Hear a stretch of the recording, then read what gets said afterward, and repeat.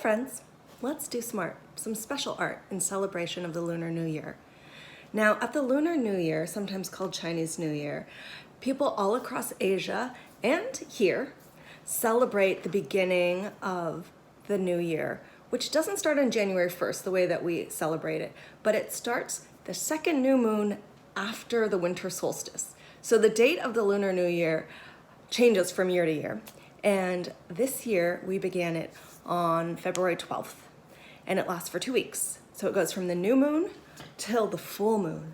And on the full moon, there is a lantern festival where you could go and look at beautifully decorated lanterns hung out in the city. You could create your own lanterns. In some places, they put riddles inside lanterns, and people will read the riddles inside the lanterns and try to guess the answers. So today, I would love for us to make a lantern together. There's gonna be 2 steps to this process. And what you need are a couple of pieces of plain paper. You'll need scissors for the second step. And for the first step, you'll need something to decorate with. Now, you might choose crayons. And for the crayons, you're gonna need a black and then sort of like pinks or purples. Or you might want to do watercolors. So your choice, whether you want to do crayons or whether you want to do watercolors. I'm going to show you both ways. And this is what we're going to do. First, we're going to put a design on our lantern. And the design I chose for us to do together, again, it's always an inspiration and an invitation. You can do whatever design you'd actually like to do, is the cherry or plum blossom, which I've got right here, right next to me. And during the Lunar New Year, people bring branches of plum and cherry blossoms into their house for good luck because they represent the very beginning of spring. Sometimes it's still snowing in places and the cherry blossoms or the plum blossoms start to peek out. And if you notice, there are these delicate little pink flowers with dark red, purplish stamen coming out of the middle, but just against a really simple branch. There are no leaves on the branch yet, it's just the blossoms. So we're going to draw that onto our paper, and it will become the pattern that's going to get turned into a lantern. Gather your materials, meet me back here. Okay, friends, I am going to do a side-by-side 2 ways of creating a cherry blossom background for our lanterns. On the top, I'm going to do the watercolors, and on the bottom, I'm going to do the crayons. The first step for either is to create your branch, and I'm going to make it horizontally, as if it's kind of lying across the page. And one of the things I love about this is that it's a contrast between sort of this very stark, dark branch with the delicate pale pink flowers.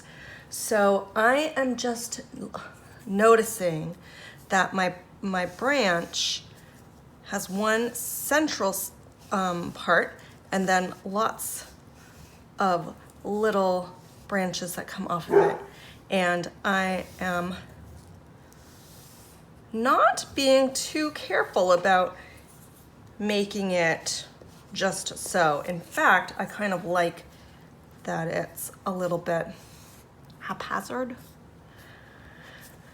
So you're going to make your branch and make sure there is enough branches coming off of it that you can attach your cherry blossoms to. On the top one, I'm going to do the same thing, but I'm going to use my watercolor. I'm not using watercolor paper for this, so the watercolor is not going to move as easily on the page. But I'm not using watercolor paper because the watercolor paper would be too stiff for me to fold into a lantern. So I'm using regular paper. And notice I'm doing the same thing, and I'm just kind of dragging my pen, my brush across the page, similar to how I dragged the crayon across, and letting the branches kind of happen where they do. And it's even okay if they don't all attached. See, I've got some that are kind of off. And now would be a good time for you to sort of stand back and look at what you've done so far and think, do I need to make any of these areas a little darker? Do I need to add some more branches, or am I good?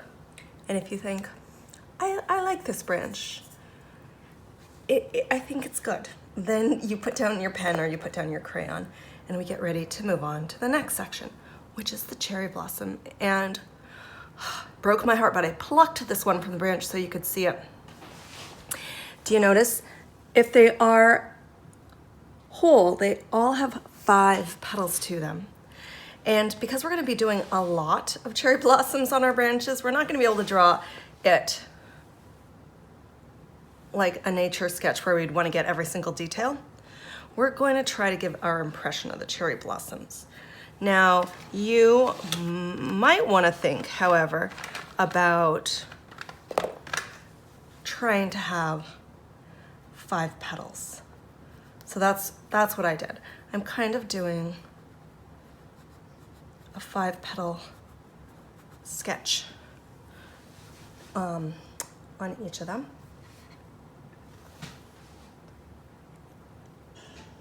And they're kind of darker in the middle. So on my crayon, I went with pale pink for the blossoms, and I'm putting a little bit of violet red in the center, because when you look at the tree, you can see a little variation in color. Now, because I'm making so many,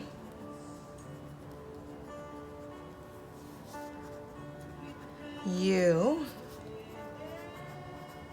might start moving a little faster, and your blossoms, maybe some of them only have 3 petals or 4 petals. Well, you know, one of my favorite things to do, and if you haven't done this, I highly recommend it, is to go find a flowering tree on a windy day. And I'm drawing some, and if you stand under it, the petals fall like snow. So not all the blossoms have all 5 petals when you look up at that tree. And you can draw some petals sliding down like so. If you're still working on the crayon one, keep working. If you have been patiently waiting to see what happens with my watercolor, I'm gonna do just the same thing.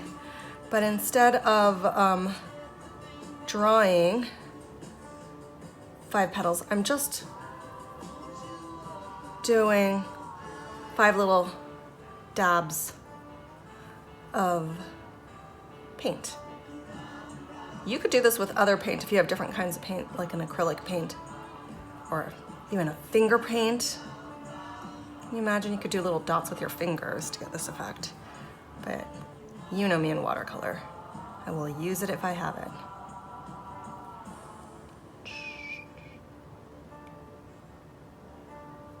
All right, friends, I'm going to work on filling both my watercolor cherry blossoms and my crayon cherry blossoms. Take your time. You know what the cherry blossoms are about? They're about, we've gotten through a harsh winter and the sun is starting to warm the earth a little bit, and we want to celebrate. So maybe right now you might be thinking about what you like to celebrate in the spring.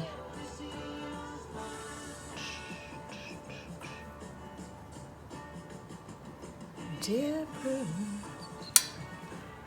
If you have been doing pink on the watercolor and you have a darker color to add to the centers, you could do that.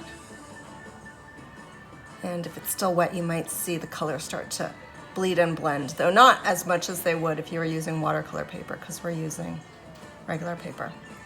Still, the sky is blue, it's beautiful, and so are you.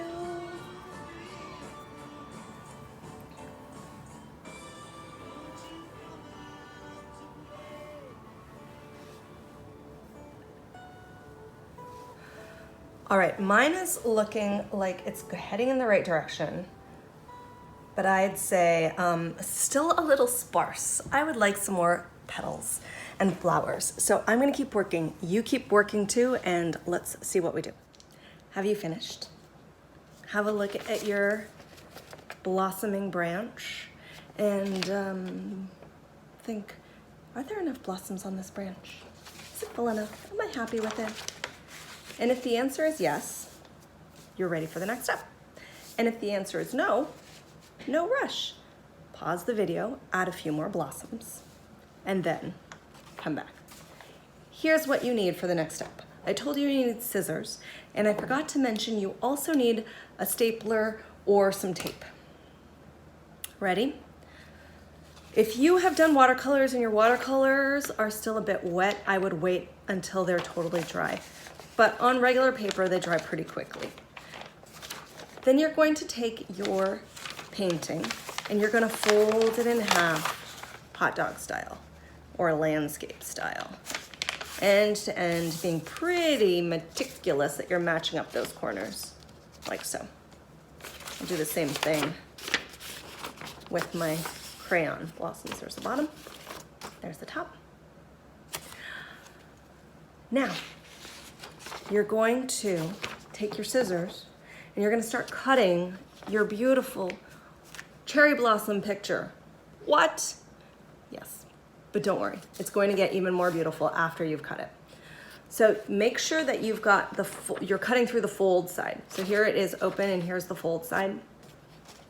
And you're gonna cut about an inch apart, or like maybe like a thumbprint apart from the fold side up to the top, but not all the way to the top. Leave it connected like a little tab. And you're gonna keep doing this all the way across your paper. They don't have to be perfectly spaced. You notice I didn't use a ruler, but you want them as evenly spaced as you can just by using your eye and being a little bit careful. They could be also a little skinnier or a little wider than mine, but if you make them too narrow, they sometimes get tangled. And if you make them too wide, they don't let as much light through, I think. So that's why I gave you a guideline of about a thumb width. I'm getting to the end and it's getting a little wobbly, so I'm gonna turn it around to do the last 1, 2 cups. Okay, so now your lantern looks like this. You might be thinking that we've ruined it, but we haven't. Wait, here's where the magic happens. So we went from our painting, we folded it, and now we've cut it. And now we're going to take it and we're going to join this side to the other side. Do you see? I bet you can see what's happening already, like so. And here's where you can fold a little piece of tape over. I didn't have tape handy, so I'm gonna use my stapler, but please mind your fingers or get somebody to help you with the stapler. I did the top, and I'm going to do the bottom, like so. Oh, got a little bit uneven, so I'll straighten it out. Look. And now you can see how your design on the outside has become the outside of this beautiful lantern. But right now, the lantern, well, it can sort of stand by itself, but lanterns are often hung, so we need to put a handle on the lantern. Here's the last step, for which you just need a piece of paper. It could be a different color. I'm gonna use white because it's handy. And I'm going to fold it in half the way I folded my other piece of paper, and then in half again. I want it a little bit more narrow, like so. Remember I said that in some places they write riddles on their lanterns. On the outside handle, you could write a riddle if you know a good riddle. I can never think of a riddle when I need one. I am going to write, however, the greeting that you would often hear at the Lunar New Year, which I'm gonna write in red, which is a lucky color. Gong hei fat choi, which really means that you're wishing the person health and prosperity in the new year. And that's how you would write it in English. Gong hei fat choi. That's how you would say it in Cantonese Chinese. And I'm gonna take this. Now maybe yours has a riddle. Maybe you did a decoration. Maybe you chose a different color to make your handle. I can't wait to see what you do. Maybe you wrote Gong hei fat choi on yours. And I'm gonna attach it to the top of my lantern, just like this. So I'm gonna put it here, and here's where you would tape it down if you have tape, or staple it in if you, like me, are using a stapler. I'm gonna do 2 on each side because I want it to really stick.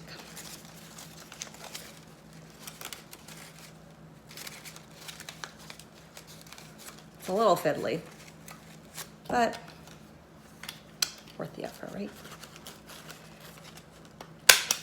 So remember, this lantern, you would see all throughout the Lunar New Year, but especially on the very last day, which for us is going to be Friday, February 26th this year.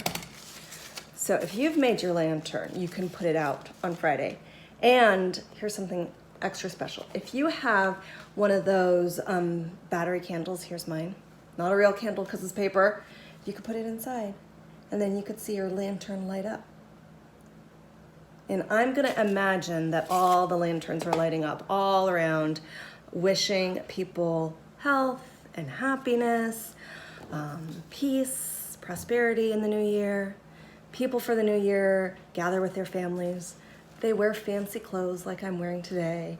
They eat special foods like dumplings and steamed chicken and noodles. And they generally say, the long winter is over. The peach, plum, and cherry blossoms are starting to bloom, and we would like to welcome spring. So that's what we did together. I hope you enjoyed today's art. Can't wait to see your lanterns. I'll see you next time.